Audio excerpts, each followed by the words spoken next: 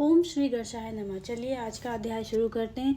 आज का अध्याय हमारा चौथा अध्याय होगा, जो कि महोत्कट भगवान की बाल लीलाओं से शुरू होता है। महोत्कट के जन्म का समाचार सुनकर असुरों में चिंता व्याप्त हो गई।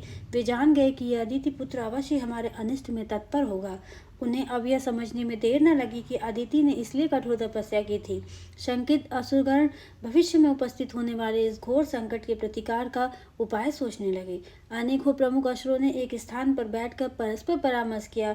उस समय स्पष्ट निर्णय लिया गया कि घातक वृक्ष अंकुर से विशाल न हो सके, इस उद्देश्य से उसे पहले ही नष्ट कर डालना चाहिए। इस निर्णय को कार्यान्वित करने का भार सौंपा गया विरजा नाम की एक अत्यंत कुटिल एवं क्रूर कर्मा राक्षसी पर। राक्षसी विरजा अपने कार्य में तुरंत लग गई। वह बिना कुछ विचार किए हुए अपनी चतुरता के अहंकार में मत हुई कश्यप जी के आश्रम में जा पहुंची। वह बालक को देखने का उपक्रम करती हुई जैसे ही महोत्कट के पास पहुंची, वैसे ही उन्होंने झपट कर उसे मृत्यु के मुख में पहुंचा दिया। इस प्रकार बेचारी विरजा अपनी ही चतुरता पर बलिदान हो गई। असुरों ने सुना कि विरजा मारी गई तो उन्हें आश्चर्य हो गया। सोचने लगे कि वह तो बहुत ही चतुर और बलशालिनी थी, एक छोटे से बालक के हाथों कैसे मारी गई। अंत में निश्चय हुआ कि उद्दत और धुंधुर नाग वीरों को वहां भेजा जाए। वे अवश्य उस बालक को मारने में सफल होंगे। आदेश मिलते ही दोनों असुरवीर चल पड़े। उन्होंने तोतों का मनोहर रूप बनाया और कश्यप आश्रम में जा पहुंचे। उस समय अदिति महोत्कट को दुग्ध पान करा रही थी। तभी दो तोते सुमधुर वाणी में बोलने लगे। सुंदर तोतों को देखकर महोत्कट ने दूध पीना छोड़ दिया और माता से बोले, माता उन तोतों को ला दो। माता ने समझाया, पुत्र पहले दूध पीकर पेट भर लो, तब उन्हें देखना। यह तो आकाश में उड़ने वाले पक्षी, इन्हें पकड़ना भी कोई सहज कार्य नहीं है। महोत्कट बोले, अरे इन्हें पकड़ना कोई बड़ी बात नहीं है, देखो मैं पकड़ता हूँ इन्हें। यह कह के महोत्कट वेग पूर्वक उछले और बाज के समान झपट्टा मारकर एक एक हाथ में दोनों को पकड़ लिया। पक्षी उनके हाथों के दबाव में फड़फड़ाने लगे, चोंच मार मार कर महोत्कट को घायल करने लगे। यह देख कर मुनि कुमारों ने उन तोतों को तुरंत ही मार डाला। तब उनका छद्मवेश रूप आ गया सामने और उनका राक्षस रूप प्रत्यक्ष दिखने लगा। यह देखकर भयभीत हुई माता ने अपने बालक को उठाकर गोद में ले लिया। महर्षि ने शांत कर्म करके बाधा शांत की और पत्नी से बोले, आज परमात्मा ने इसकी रक्षा की है। तुमने यह जानते हुए कि यहाँ अनेकों असुर रहते हैं, बालक को अकेला कैसे छोड़ दिया? अदिति ने कहा, मैंने अकेला नहीं छोड़ा था, वरन बालक ही उनके मायावी रूप पर मोहित होकर उन्हें पकड़ लाया। अब और सावधान रहूंगी मैं। धीरे धीरे 4 वर्ष व्यतीत हो गए। उनकी बाल क्रीड़ाएं माता पिता और बनवासी स्त्री पुरुष बालकों के लिए मनोरंजन और चर्चा का विषय बनी हुई थी। सभी के लिए महोत्कट भगवान प्राणों से भी अधिक प्रिय हो रहे थे। आश्रम के निकट ताल तमाल, देवदारू, जामुन, आम, कटहल आदि के अनेकों सघन वृक्ष थे, जिनके मध्य में एक मीठे और स्वच्छ जल का सरोवर विद्यमान था। उसमें अनेकों मत्स्य मकर आदि जल पीकर रहते थे, जो आश्रम वासियों के लिए बहुत कष्टकर सिद्ध होते थे, क्योंकि उनके कारण कोई निशंक रूप से स्नान तो क्या, तट पर बैठकर संध्या वंदन करने या पानी भरने में भी भयभीत रहता था। चित्रगंधर को निज स्वरूप प्राप्त थी। एक बार सोमवती अमावस्या के साथ व्यतिपात हो पड़ा। उस दिन माता अदिति भी स्नान करने के लिए उसी सरोवर पर जा पहुंची। उनके साथ महोत्कट भी थे। बालक को तट पर बैठाया और स्वयं स्नान करने के लिए सरोवर में चली गई। तभी बालक ने भी माता के पास पहुंचने की चेष्टा की, परंतु पास न पहुंचकर प्रथम सीढ़ी पर ही गिर पड़ा और फिर संभल कर वहीं खेलने लगा। तभी उसे एक मगर ने पकड़ लिया। यह देखकर माता उधर दौड़ी और चिल्लाई, अरे कोई इसे बचाओ, हाय मेरा लाल मगर ने पकड़ लिया। निकट में ही कुछ मुनि कुमार स्नान कर रहे थे। वे बालक को छुड़ाने के लिए दौड़ पड़े, किंतु वे उस मगर से उसे नहीं छुड़ा पाए। मगर को पकड़े हुए पानी के भीतर ले जाने के लिए खींच रहा था। उसके साथ माता भी खींचती जा रही थी। उसी समय बालक उछला और उसने मगर से अपने को छुड़ाकर तुरंत ही उस जल में उठाकर बाहर तट से भी दूर फेंक दिया। इससे उसका शरीर फटफट कर चूर हो गया और उसके प्राण जो हैं शरीर से निकल गए। यह देखकर माता सहित सभी उपस्थित व्यक्तियों को अत्यंत आश्चर्य हो गया। तभी सबने देखा कि मगर देह के समीप ही एक सुंदर वस्त्र अलंकारधारी तेजस्वी पुरुष प्रकट होकर महोत्कट की ओर हाथ जोड़कर खड़ा हुआ था। प्रभु, मेरा नाम चित्रगंधर्व है। मैं सभी गंधर्वों का अधिपति था। मेरे विवाह उत्सव में समस्त गंधर्व और बहुत से ऋषि मुनि भी सम्मिलित हुए थे।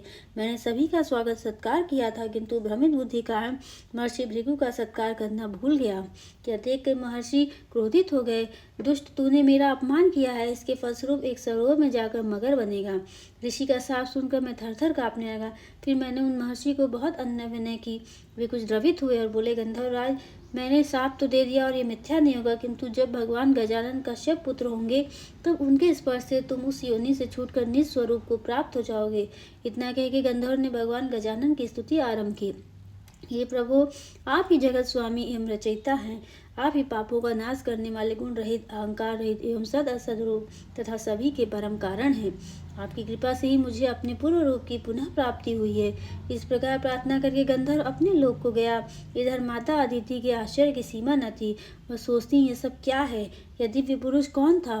मनुष्य, राक्षस अथवा देवता? मेरे पुत्र की ओर मुख करके न जाने क्या क्या करता रहा और अंत में प्रणाम करके चला गया। परंतु मेरा अबोध बालक क्या समझता उनकी बातों को? अवश्य वह कोई आसुरी माया रही होगी। ऐसा विचार कर उन्होंने पुत्र को गोद में उठा लिया और उसे मरा हुआ जानकर स्तनपान कराने लगी। एक समय महर्षि कश्यप के आश्रम पे संगीत विशारद हाहा, हबू और तुम्बरू नामक गंधर्व आए। वे शरीर पर पीताम्बर धारण किए, माथे पर गोपी चंदन का तिलक लगाए, वीणा पर हरिगुण कीर्तन कर रहे थे। अपने अपने स्थान से कैलाश यात्रा के लिए चले थे। वहां से होते हुए वो वहां भी पहुंचे। महर्षि कश्यप ने उनका स्वागत सत्कार कर भोजन स्वीकार करने का निवेदन किया। तब तीनों ने स्नान आदि कर्मों द्वारा पवित्र होकर भगवती उमा, शिव, विष्णु, विनायक देव और भास्कर का पूजन तथा अपने इष्ट देव का ध्यान कर रहे थे। तभी महोत्कट भी खेलते हुए वहां जा पहुंचे। उन्होंने पांचों देवताओं की मूर्तियां वहां देखी तो खेल खेल में उठाकर अन्यत्र फेंक दी और चुपचाप वहां से हट गए। ध्यान समाप्त होने पे गंधर्वों ने देखा कि वह मूर्तियां वहां नहीं है तो वे व्याकुल हो गए। उन्होंने इधर उधर मूर्तियों को खोजा और जब वे ना मिले तो महर्षि कश्यप ने कहा, भगवान, हम उमा, शिव, विष्णु, विनायक और सूर्य की पूजा करके इष्ट देव का ध्यान कर रहे थे। तभी उनकी 5 मूर्तियां अदृश्य हो गई। पता नहीं कौन उठाकर ले गया। कश्यप जी को मूर्तियों के चले जाने की बात सुनकर बड़ा आश्चर्य हुआ। सोचा, अब तक तो कभी वस्तु आश्रम से चोरी नहीं हुई, तब आज कैसे यह हो गया? कहीं महोत्कट ने तो प्रतिमाएं नहीं उड़ा दी? खेल खेल में ले गया हो गया कहीं पर? ऐसा संदेह होने पर उन्होंने महोत्कट को बुला के पुचकारते पूछा, पुत्र, तुमने अतिथियों की देव मूर्तियां देखी थी क्या? पुत्र ने स्पष्ट रूप से अस्वीकार कर दिया। महर्षि ने कुछ कठोर होकर कहा, तेरे अतिरिक्त वहां एकांत में अन्य कौन जा सकता है? अवश्य तू वहां गया होगा और प्रतिमाओं को खिलौना समझकर उठा लाया होगा। महोत्कट ने विनम्रता से कहा, परंतु मैंने प्रतिमाएं नहीं उठाई। कश्यप बोले, तू वहां गया था, फिर प्रतिमाएं कौन उठा ले गया? पुत्र ने कुछ उत्तर न दिया और उसे डराने के लिए महर्षि ने छड़ी दिखाते हुए कहा, बताओ मूर्तियां कहाँ फेंक दी? यदि नहीं बताएगा तो मैं तुझे मारूंगा। महोत्कट भयभीत होकर सामने खड़े हुए थे। महर्षि की कठोर वाणी सुनकर अदिति वहां आ गई। तभी पुत्र ने पिता को उत्तर किया, मूर्तियां उठाकर कहीं फेंक देता तो यहीं कहीं मिल जाती। यदि आपको यह संदेह है कि मैं मूर्तियां ले गया हूँ या उन्हें खा गया हूँ तो मेरा मुख देख लीजिए। यह कह के पुत्र ने अपना मुख खोल दिया। भीतर का दृश्य देख के अदिति मूर्छित हो गई। अन्य सभी वहां पर थे जो आश्चर्यचकित रह गए। सबने बालक के मुख में कैलाश सहित, शंकर, बैकुंठ सहित, विष्णु, सत्यलोक, स्वर्ग सहित समस्त पृथ्वी, 14 भुवन, सभी लोकपाल एवं 10 दिशाओं में विद्यमान अद्भुत सृष्टि देखी। सभी मौन थे। कश्यप जी सोचने लगे, अरे मैं यह तो भूल ही गया कि यह मेरे पुत्र में साक्षात जगदीश्वर ही अवतरित हुए। मैंने इन्हें छड़ी दिखाकर कैसा अपराध कर डाला। फिर उन्होंने गंधर्वों से कहा, अब आप ही बताइए कि मैं क्या करूं? बालक को दंड देना भी मेरे वश की बात नहीं है। इतनी में अदिति की मूर्छा दूर हो गई। वे बालक को गोद में उठाकर भीतर ले गई और उसे दूध पिलाने लगी। इधर गंधर्वों ने महर्षि से कहा, महर्षि, यद्यपि मूर्तियां चोरी होने से आपका कोई दोष नहीं है, तो भी जब तक वे नहीं मिलेंगी तब तक हम आपके द्वारा प्रदत्त अन्न, फल एवं कंदमूल आदि कुछ भी पदार्थ ग्रहण नहीं कर सकते। हम असमर्थ हैं। महोत्कट के विधि रूप दर्शन महर्षि देख रहे थे कि गंधर्व बहुत दुखित हो रहे हैं, तो भी प्रतिमाएं प्राप्त कराना उनके वश की बात नहीं थी। इतने में ही कुछ ऐसा चमत्कार हुआ कि सभी उपस्थित व्यक्ति अत्यंत आश्चर्य में भर गए।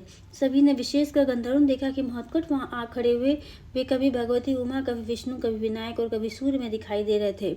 वह एक ही बालक छरछर में पंचदेव के रूप में साकार दर्शन दे रहा था।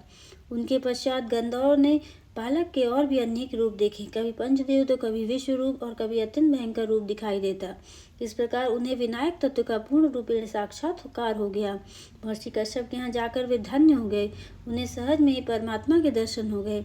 तब तो उन्होंने महोत्कट की भक्ति भाव से स्तुति की और महर्षि को धन्यवाद देकर सहर्ष उनका भोजन ग्रहण किया। तत्पुराण बारंबार भगवान महोत्कट के चरणों में प्रणाम करते हुए और महर्षि कश्यप और देवमाता अदिति की प्रशंसा करते हुए गंतव्य स्थान को प्रस्थित हुए। 5वां अध्याय महत्कट का उपनयन संस्कार। 1 वर्ष और बीत गया, बालक महत्कट की आयु 5 वर्ष की हुई। महर्षि ने उनका उपनयन कराने का विचार किया। उस अवसर पर निकमागम शास्त्रों के पारंगत विप्रगण तो आए थे। सभी देवता, राक्षस, यक्ष, नाग, ऋषि, मुनि, राजर्षि, व्यवसायी एवं चारों वर्ण का जनसमूह भी उपस्थित था। असुरगण प्रत्यक्ष रूप में तो वहां बड़ी श्रद्धा के साथ उपस्थित हुए थे। तो आज का अध्याय हम यहीं पर समाप्त करते हैं और मैं आशा करती हूँ आपको आज का अध्याय पसंद आया होगा, अच्छा लगा होगा। अगर आपको आज का अध्याय अच्छा लगा है तो हमारे चैनल को लाइक करें, शेयर करें, सब्सक्राइब करें और कमेंट बॉक्स में ज़रूर बताएं कि आपको आगे और कौन कौन सी कथाएं सुननी है। तो मैं उन कथाओं को लेकर आपके लिए ज़रूर आऊँगी। तब तक के लिए आप सभी का बहुत बहुत धन्यवाद।